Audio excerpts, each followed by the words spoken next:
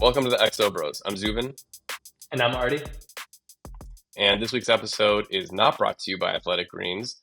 So go ahead and mix whatever green colored powder you want into your water. We don't care. We started the XO Bros because we wanted to learn more about the strategy behind the game of football, a game that we've loved and watched our entire lives. And we realized, there's still a lot about the strategy of the game that we still don't know. So join us along our journey as we dive into different topics on a week to week basis and learn more about the strategy behind the game. That's right. As we learn, we'll teach you. And so this week we dove into formations. What's an illegal formation? What's a legal formation? And so it's a bit of a nuanced topic, but we'll go into it. And we'll start actually with this first clip. We'll dive in and I'll start talking about it. All right. So one of the first things to pay attention to is that there must always be seven guys on the line of scrimmage on offense. And so that means that there should be four or fewer in the backfield because there can be more than seven at the line of scrimmage. It really matters where the people are lined up at the time of the snap. So as we sort of play through this clip, if we look right when the ball snaps is where we have to sort of count. So right there, I'll sort of pause it. We'll look and see who we have on the line of scrimmage. So we've got 1, 2, 3, 4, 5, 6, 7 on the line of scrimmage. And then in the backfield, we have 1, 2, 3, 4, right? And so this is a legal formation. It is an acceptable formation. All right, so in this clip, we have another example of a legal formation. We have our five offensive linemen that are at the line of scrimmage, and then we have the two wide receivers on the far left and the far right, which are eligible receivers. Yeah, so of the seven folks that line up minimum on the line, the bookends, the farthest left, farthest right, must be considered eligible receivers.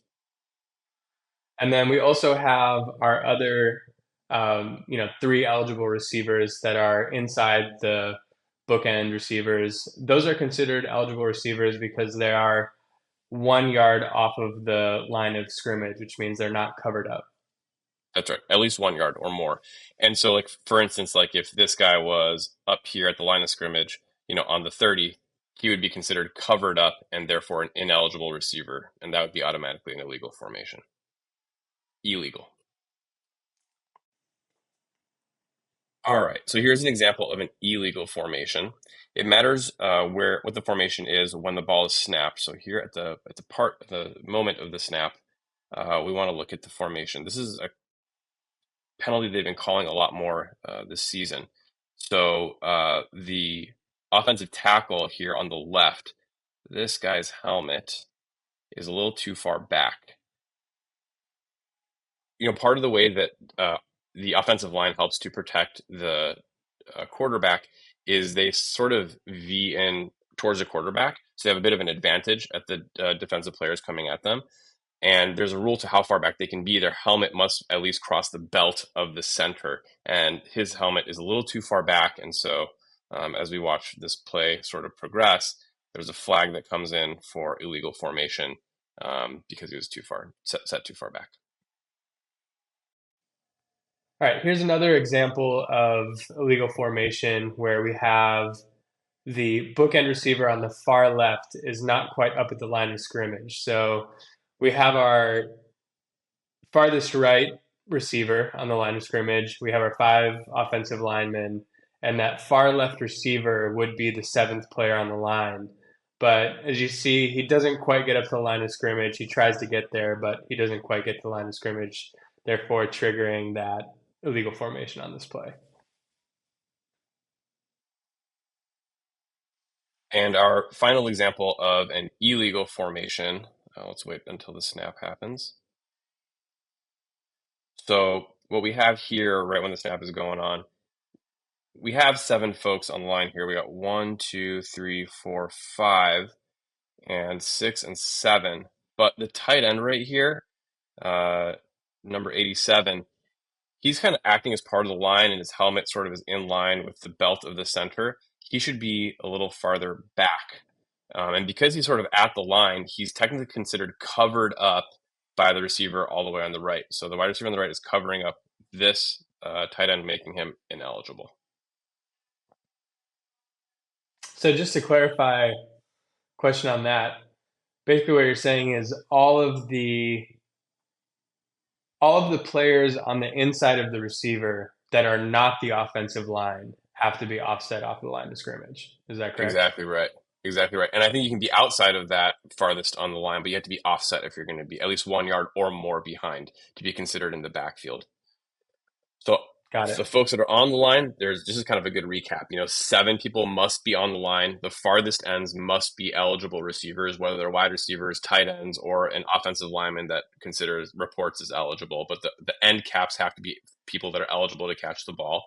And then any receiver or somebody that could be considered a receiver, a tight end, or running back that is inside of those bookends has to be off the line to be considered for it to be a legal formation. It's actually it doesn't matter if they catch the ball or not. It's just automatically considered to be an illegal formation if they're not lined up properly.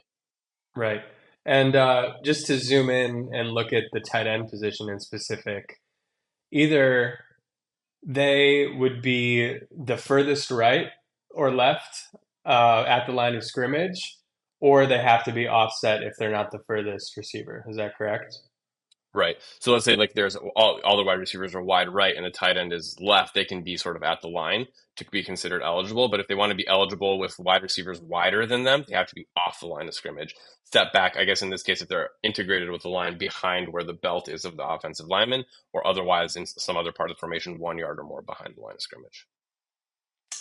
Well, it's some pretty good insight to kind of, that explains why sometimes the tight ends are off the line like that. That really paints the picture of why that happens Yeah. there.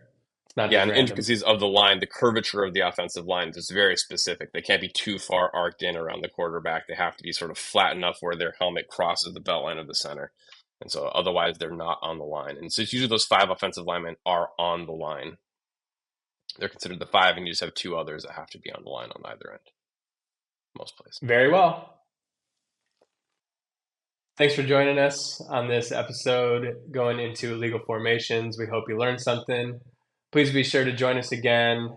Like, follow, subscribe, create another page that is mimicking us, Don't whatever do you'd that. like to do.